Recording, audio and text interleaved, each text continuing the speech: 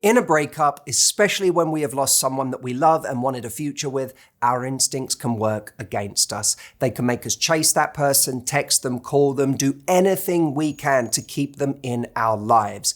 But these things weaken us at precisely the time we need to stay strong and emotionally healthy.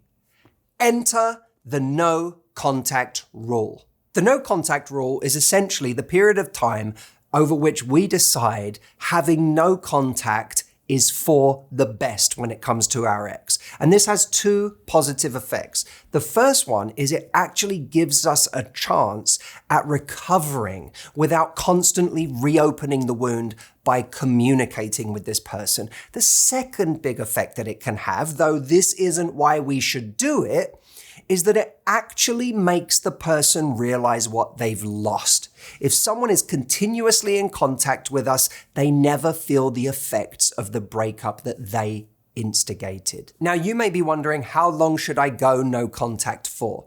Look, I don't think there's any hard and fast rule, and I don't think you should trust someone who says exactly the amount of time that you should go for. But as a recommendation, giving yourself a clear month after the breakup to have no contact with a person is a pretty good bet. So let's focus on the next 30 days.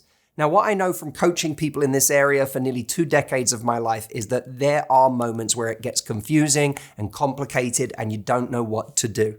So I want to break down for you when it's okay to break the no contact rule and when it's not. By the way, before we get into these scenarios, if this video is resonating with you, it's probably because you're going through a heartbreak right now.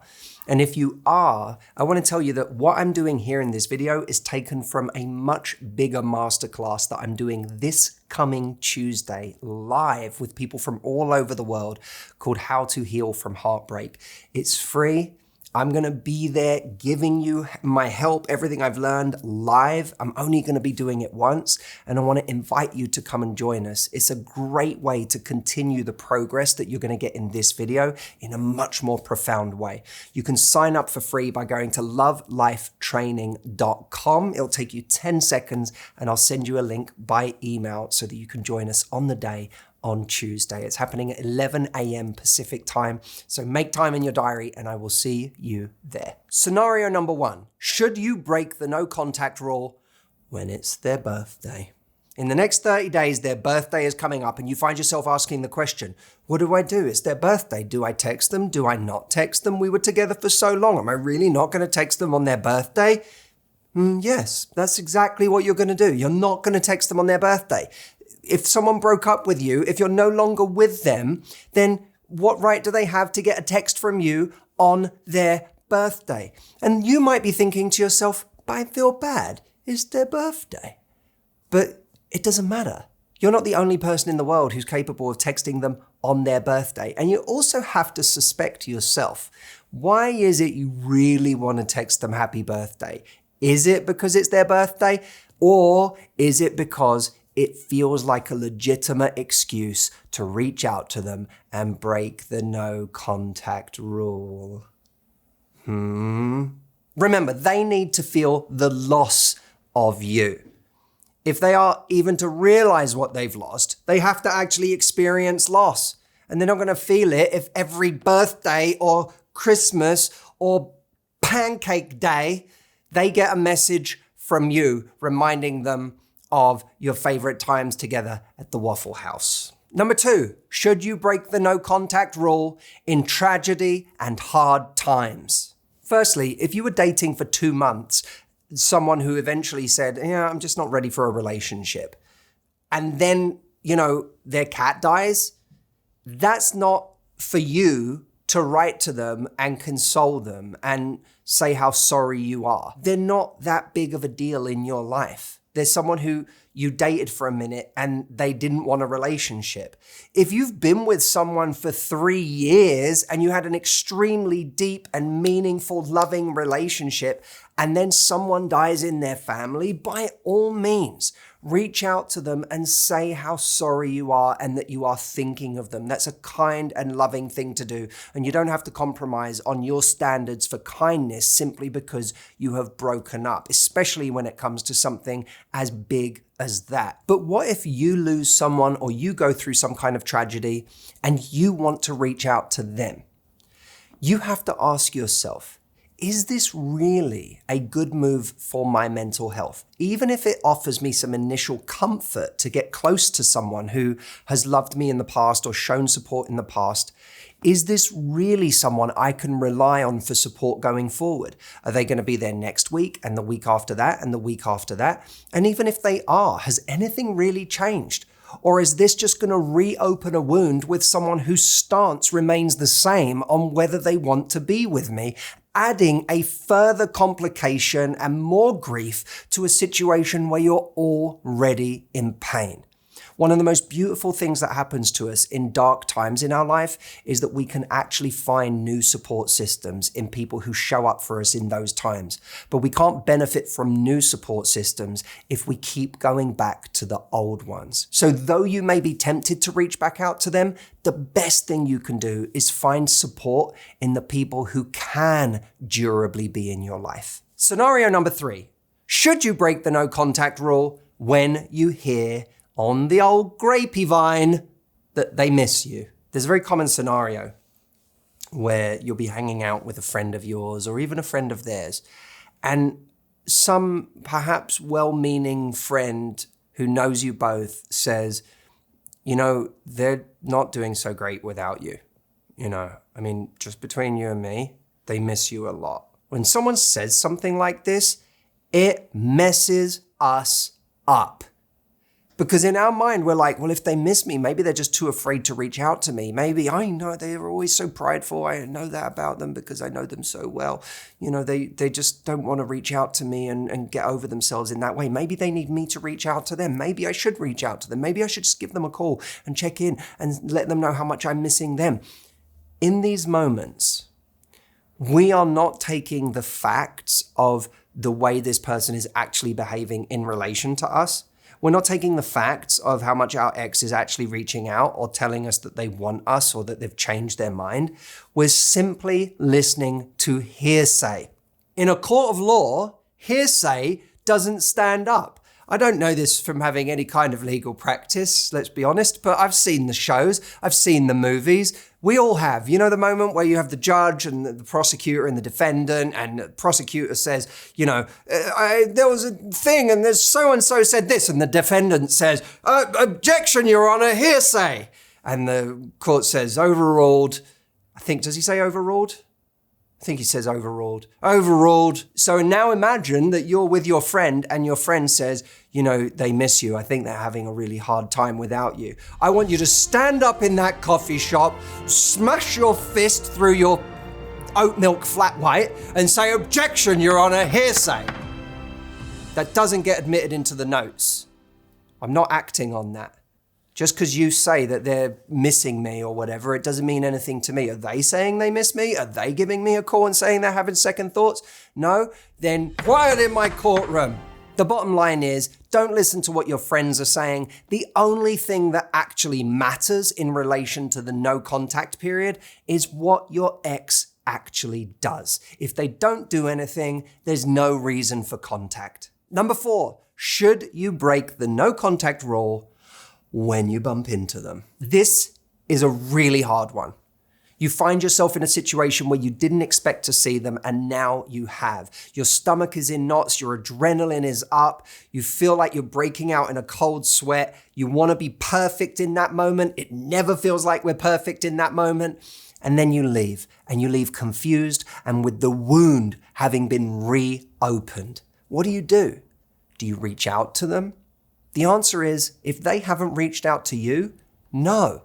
Why initiate with someone who hasn't initiated with you when they're the one who originally said they don't want to be together? So if they don't reach out, you don't reach out. But can you break the no contact rule if they reach out? If they text you afterwards and say, hey, it was great seeing you. You looked great. I miss you. It would be great to see you sometime. What do you say then? Well, you don't have to ghost them. But you have to be very clear in your standards here. You can say, I miss you too, but nothing has changed. Yeah, it would be lovely to see you, but nothing has changed. When you say these things, you're being authentic. You're not pretending that you don't have any feelings and you're doing perfectly without them. But you're also saying no amount of missing you is going to make me steamroll my own standards and my self-respect to see someone who actually fundamentally doesn't want me. I miss you, but nothing has changed. That is a closed message that sends a very clear signal to someone. Either you've changed your mind or I'm not interested. Number 5, what do you do in the scenario where no contact is impossible? Maybe you're raising children with this person. Maybe there's paperwork to be handled, either in the situation of a divorce or in the situation of selling a house or closing down a business together. What do you do then? We have to take the view, firstly, that there's a kind of radical acceptance, a radical surrender that is needed to a situation where I must have some contact with this person. It will be a source of massive unhappiness to us if internally we continue to resist what is. What is that I must have some contact with this person. For the sake of my children, we share custody.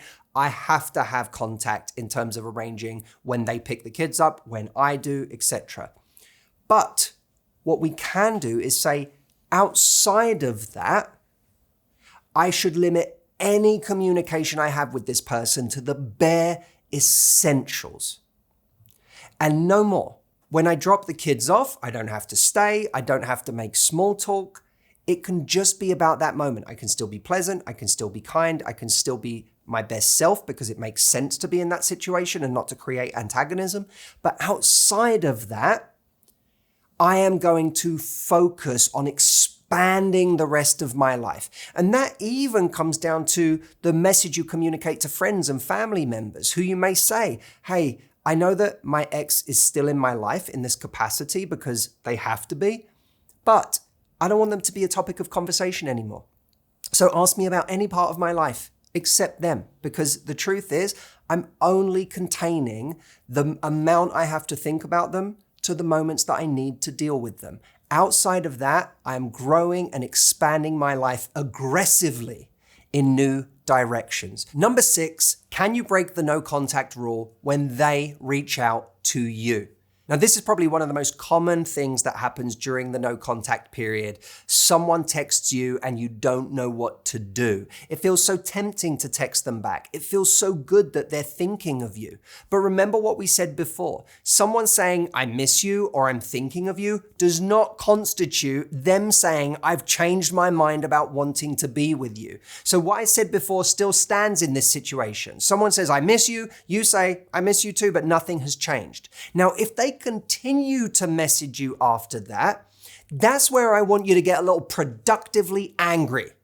Because now they're not just showing they're thinking about you, they're showing they don't care about you. They don't care about what's good for your mental health. They don't care that they're completely disobeying what you have said to them about not wanting to meet up or to have communication if nothing has changed. It's all about them. And that can make you mad in a good way. That mad can give you strength. It can also make you lose a little respect for them. Because this person that you care about so much, who you think cares about you, is showing you that they're not actually doing what's in your best interests. Number 7, should you break the no contact rule when deep in your bones, you know that this person is for you? You think that you are supposed to be together and that they do not understand what they are losing, and you must tell them or you will not be able to ever sleep again. This is a moment where you can break the no contact rule. But I have a couple of extremely important caveats. The first is cannot be done from a place of weakness. It must be done if it is to truly land from a place of strength. The way that you do that is by having already gone no contact before you do it. So what you can't do is call someone every day for 7 days after a breakup and then on the 8th day say this and expect it to have any real impact. The impact is the contrast of someone genuinely feeling the loss of you in their life, and then after a period of weeks, getting a phone call from you. This shouldn't be a text, it should be a phone call. Getting a phone call from you saying what you want to say. So there has to be a period of genuine no contact first. The second thing is when you do this, it has to be offense, not defense. This is not you going in to beg or try to convince. This is you going in to say your piece. And it might sound something like this. Hey, look, you've made this decision. I have done a lot of thinking and I am ready to move on with my life. And I can do that and I will do that. But I wouldn't be happy with myself if I didn't tell you that I think what we have is extraordinary and rare and a kind of love that people don't get many shots at in their lifetime. I think that it is a mistake for us to break up, but that's only true if you feel it too. Either you know what I'm saying is true and you feel that there is something worth fighting for here, or you don't. And if you don't, from the moment I put down this phone, I will begin moving on with my life. But I needed for me to say this to you. Now, what you're doing when you do this is you're giving yourself closure. You'll be able to sleep at night because you said what you really feel. You didn't say it from a place of weakness. You said it from a place of strength in a targeted strike. It's not something you're going to say again tomorrow or next week or next month, but it's something you wanted them to know. And by doing so, you give yourself a completely different level of closure.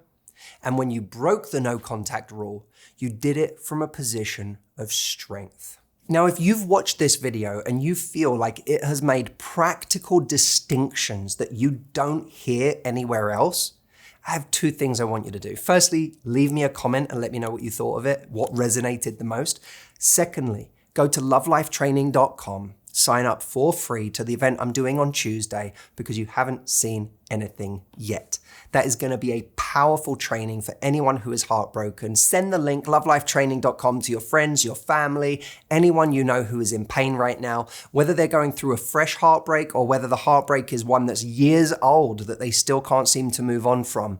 Tell them to come. I promise you there's going to be something in this masterclass for everyone. It's called How to Heal from Heartbreak, and it's going to be an amazing event. So sign up now. Thank you for watching this video, and I will see you Tuesday.